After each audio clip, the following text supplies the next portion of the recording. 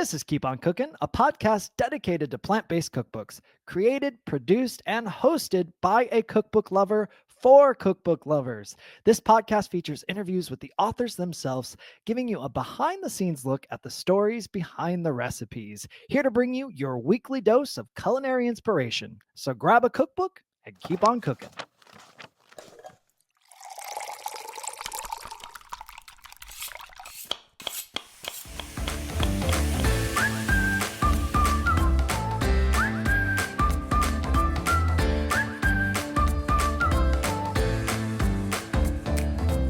I'm Dustin Harder, and this is Keep On Cookin'.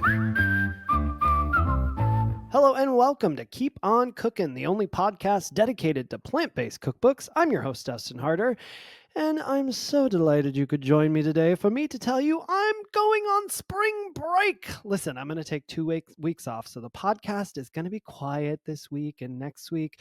But on the 29th, we're going to be back with a brand new episode. And today I wanted to pop on just because I realized as Easter is approaching, I don't usually get all into the Veganniversary of it all.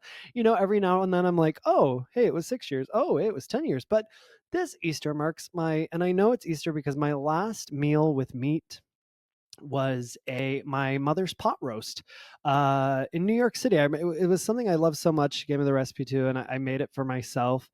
And in that moment, I was like, this is my last meal as a non-vegan. And it was. And I've been vegan ever since 2009. So I guess this is 16 years ultimately then. So 16 years vegan. So happy Veganniversary. I'm giving myself a little spring break as a treat. No, just kidding. Actually, what's going on is I had said previously on episodes leading up to this that there were big changes coming, and I actually recently resigned from my position as culinary specialist at PCRM. And here I am, I've got some private clients I've got right now with food photography and private chefing, but I was like, I need a break. And I'll share a little bit about PCRM. Nothing dramatic happened. I still have a great relationship with PCRM. What happened for me personally is just like overall general burnout. I've been working in the vegan food space for about just over 10 years now, and just drawing creatively from my own well pretty much. So I'm just my well's a little dry right now. So I'm hoping to refresh and come back stronger, better than ever, and just kind of figure out what my path is in the vegan food space, essentially still, or if that's where I'm staying. I don't know. Anything's possible, right? I'm at one of those points in life where I'm just trying to be patient, give myself some space, and figure it all out. And I'm getting there day by day. But I just wanted to give you guys a heads up on, what I had been hinting at in terms of big changes. That's the thing. That's what it was. But I'm still looking forward to collaborating with PCRM on many things, and I miss them terribly. Hello to my beautiful, wonderful nutrition department. I adore you. If you want, you can check out some recipes I dedicated to my friends over at PCRM. So at keeponcookin.com, you'll find a Triumph Bowl, which talks about all of the different qualities of the wonderful nutrition department that I was part of. Love, love, love you all. And then also I did a creamy sweet potato chili that's dedicated to my dear friend and who was my supervisor, Jill. It's called Jilly's Chili. And so you can check those out at keeponcookin.com. Also at keeponcookin.com. Honey, I'm not leaving you empty-handed this week. This is called Keep On Cookin', and I want you to get in the kitchen. Replace those Easter eggs with some Easter egg sugar cookies, baby. Easter egg sprinkle sugar cookies with frosting and sprinkles all over them. They're delicious, and you can hide them if you want. If you want to do an Easter egg hunt, you cut them out in the size of an egg, bake them off, and then you can hide them if you want, or you can just eat them, all right? But I'm not giving you one cookie, everybody. I'm giving you two. That's right. You know those Loft House sugar cookies? Well, I veganized them many, many years ago and handed them over to Veg News, and Veg News has been posting them now for the last decade. And every now and then I get a note from Veg News that says, hey, this is one of our most popular recipes. And I thought, okay, well, let me revisit this recipe and just take a look. I used flax meal in it before for the egg replacement, and now which left little, flecks in it. I revisited it revamped it, and I think the only major change I made was putting in some egg replacer instead of the flax meal so that we don't have the flex in it.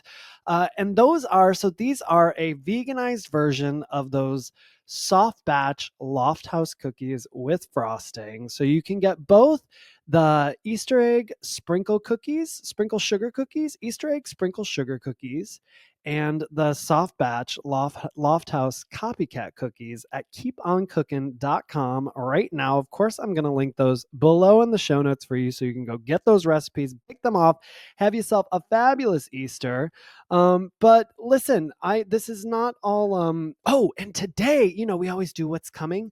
Today I wanted to share with you that A Grain, a Green, a Bean came out, a fabulous new cookbook from one of our favorite authors here at Keep On Cookin', Jenna Hamshaw of The Full Helping. We've had her on twice. She talked about the Vegan Week and then the Vegan Plate, I think is the name of the other book. She's got a couple other ones out as well, but this is her brand new one, A Grain, a Green, a Bean, and I love it, just like her other ones. Came out today, April 15th, so you can get that right now. And it's as gorgeous as ever. Jenna really is a fabulous talent. I'm so happy to see another book by her.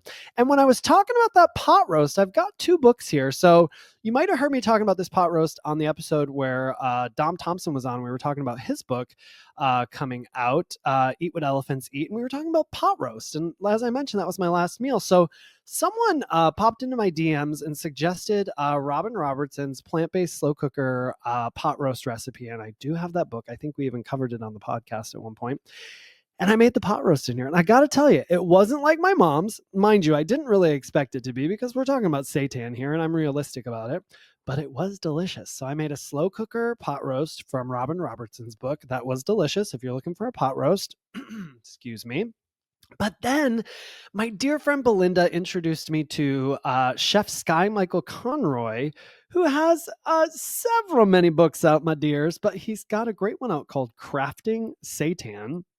And lo and behold, there is a pot roast recipe in here that I think might be the answer. I haven't made it yet, but I'm just looking at this book. It's a book dedicated to seitan. So I have real good feels about this. So I'll make it at some point and I'll report back on it. I think I'm probably going to go through this whole book for us at some point as well, because gosh darn if I don't love seitan. And I love making seitan from scratch too. So I'm curious to see all the recipes he has in here. And I want to go through that with you too. And if you've been paying attention, I've got some not so great news, but I feel like if you've been paying attention and you're in the vegan sphere, you've seen this. But our dear, wonderful Sarah Kramer, who is the internationally known cookbook author of How It All Began, Garden of Vegan, La Dolce Vegan, Go Vegan a Go Go.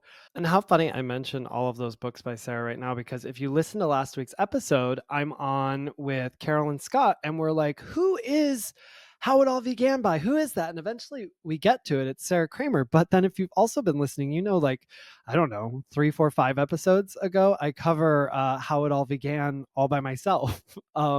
So I was very aware of how it all began, who it was by, and by the time this episode came out. And of course, I mentioned in that I've had Vegan a Go Go forever. Like it was one of the first vegan books I had. So I have nothing but admiration, love, and respect for Sarah Kramer, and I'm so grateful for her. Now she has received the very difficult news that she has a very aggressive form of brain cancer. And there is a GoFundMe going on right now. So it's an incredibly aggressive form of brain cancer. She has a large mass in her brain called glioblastoma. I could be saying that wrong. It's incurable, and it's very unlikely, it says, that she will live past April. So I want to share that with all of you here, because there is a GoFundMe going on right now to help her and her partner, Jerry, as they, it's called Sarah Kramer's End of Life Fund on GoFundMe. And I'm going to put the link down in the show notes here. And if you've got $1, please give it. If you've got $5, please give it. If you have $500, please give it. These are very difficult times for everyone. I'm very aware of that. I just had a gig literally got cut in half in what I was making from it because of tariffs, dare I say it. But so I know we're all facing different struggles right now, but if you have something to give to Sarah Kramers End of Life Fund, the link is for you there down in the show notes. And there's a wonderful article by Marla Rose, linked in Sarah Kramers' Instagram. It's govegan.net. So that's literally the words all spelled out. Go vegan, DOTNET. That's what she is on Instagram. You can go to her link tree there. It's got that article in there that you can read all about Sarah Kramer. There, the article's called "Let's Talk About Sarah Kramer: A Love Letter" by Marla Rose. Highly recommend it. Sarah's an OG. Sarah has had such an amazing impact in this world with so many people. So if you can give, please give. We all love you, Sarah and Jerry, and we're hoping that the GoFundMe is helpful as you are navigating this extremely difficult time. Listen, so everybody, I will be back in 2 weeks on the 29th, and we've got an episode on the Chicago Diner coming up with a very special guest, Kat Berry. So I hope you will join me for that. But before that, please go donate to Sarah Kramers Fund if you can, and also give that article a listen by our article a read by Marla Rose. And listen, that's it for me. Go to keeponcookin.com, find yourself some recipes, and hey, get in the kitchen and keep on cooking. And remember, it's nice to be nice. I'll see you again, or I'll talk to you again anyways. I'll be in your ears on April 29th. See you then. Thank you so much for listening. We'd be so grateful if you would rate, review, and subscribe wherever you're listening to this podcast. It really does help us. Yes, thank you so much. And don't forget to check out keeponcookin.com for all of the latest in recipes and Keep On Cookin' updates. This has been a Muzzy Cat production.